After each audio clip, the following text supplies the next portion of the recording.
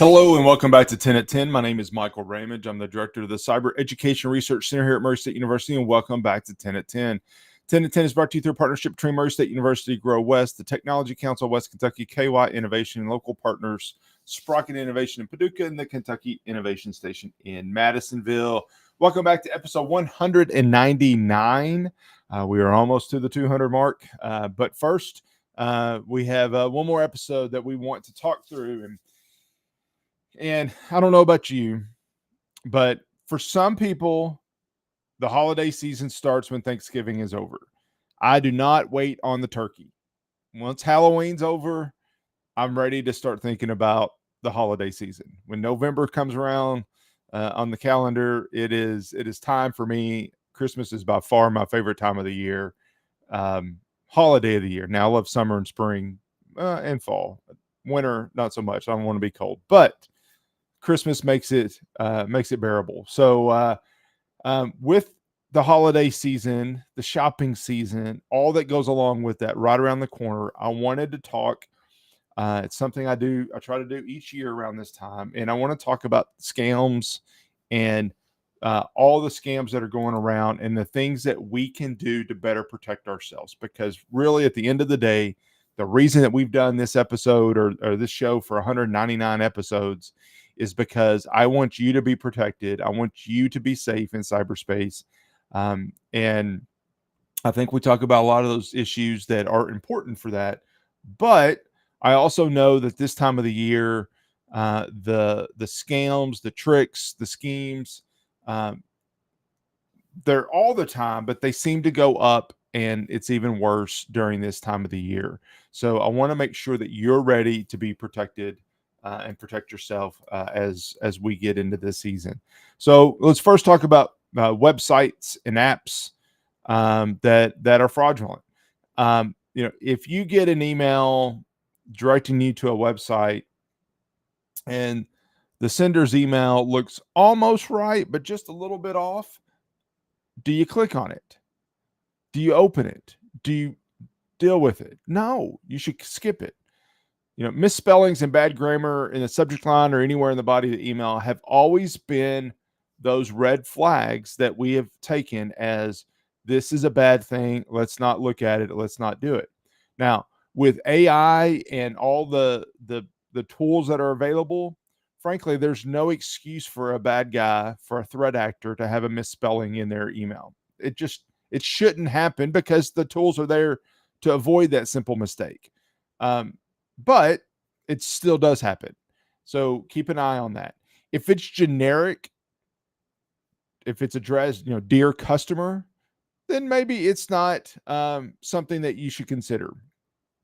There's red flags that we want to keep in mind on, and just be ready. If the message warns that you need to take immediate action and asks you to click a link, that's a red flag.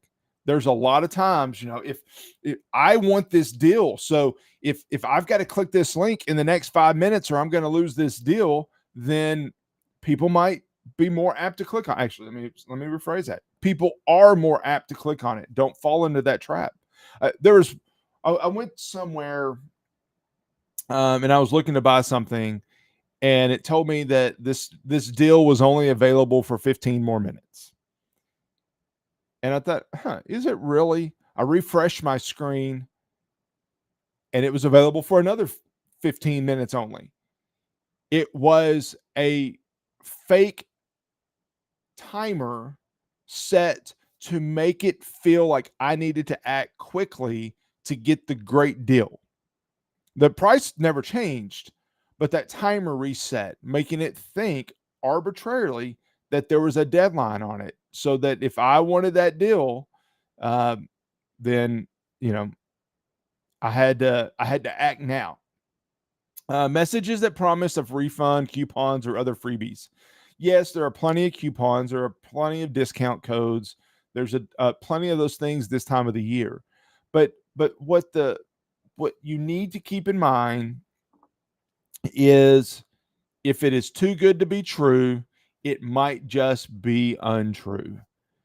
So be careful. Take that extra time analyze it, review it, look at it. Is this what we are really thinking, or is this something that seems just a little bit off? And because we all want the best deal, if we didn't want the best deal, Black Friday wouldn't be a thing. But people go nuts on Black Friday shopping. So it's clearly a thing. It clearly works. So whatever it is that we need to do to get the best deal, we seem to want to do it. But in this case, just take an extra minute and make sure that it looks okay. Credit cards skimming. We have trusted credit card machines, and then we realized that maybe we weren't supposed to. Now we trust companies.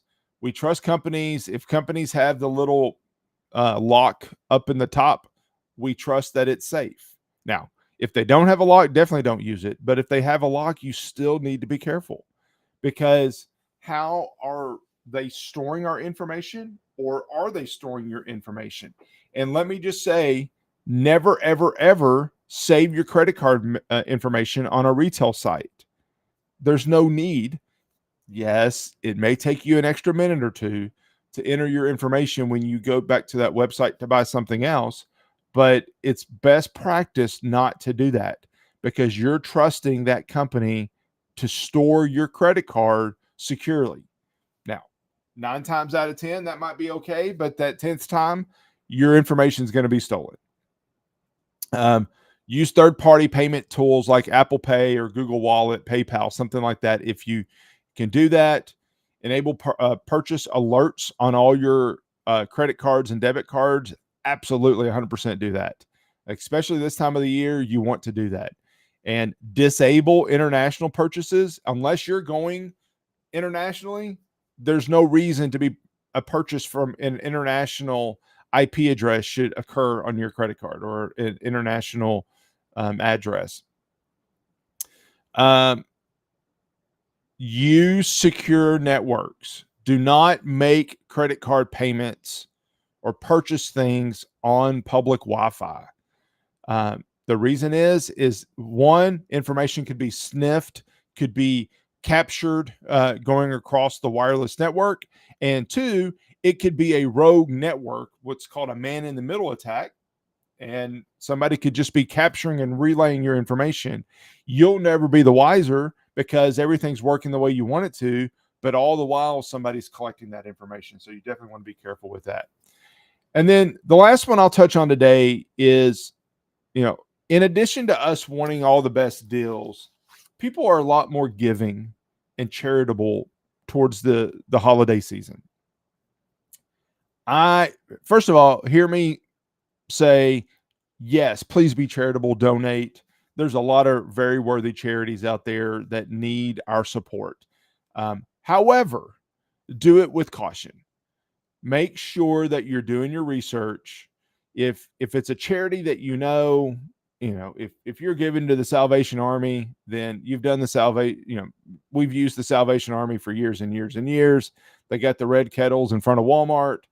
We know who they are and what they do. Now, make sure it's a real Salvation Army kettle for sure, but we can probably have a little bit of trust of that charity.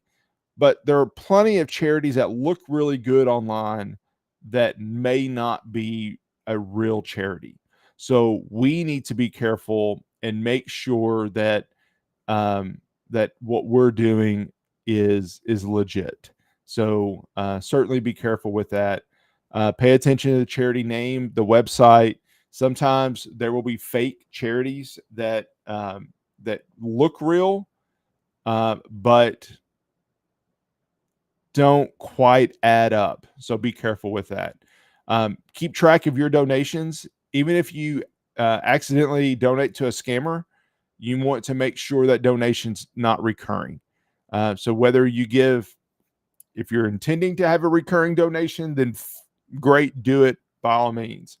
But sometimes you may hit the wrong button. Sometimes a charity may do the wrong thing. So be careful. If you make that donation, you do not need to give your social security number. So, be careful of the information you give. If a charity says they only accept cash donations, you might, you know, be careful. If they say they only take cash, gift cards, cryptocurrency, all of those might be red flags for you to consider. There are times when gift cards are good.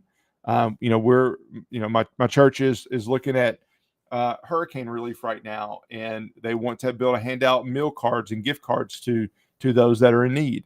That's a different thing. But if the charities that we would be donating to also accept checks and they tithely and different things. If they only accept certain types, then certainly be careful about that. We'll talk more about these topics as the holiday season approaches.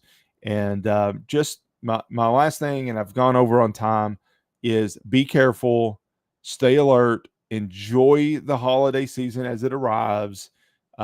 Be festive, do all those great things that come along with Christmas, but be careful so that you're not a victim and you're not having to pick up the pieces during the holiday season when everybody else is having such a good time. Anyway, thank you for your time. I hope you found this helpful. If you have any question, please don't hesitate to let me know, and I'll see you next time back here on 10 to 10. Thank you. Bye.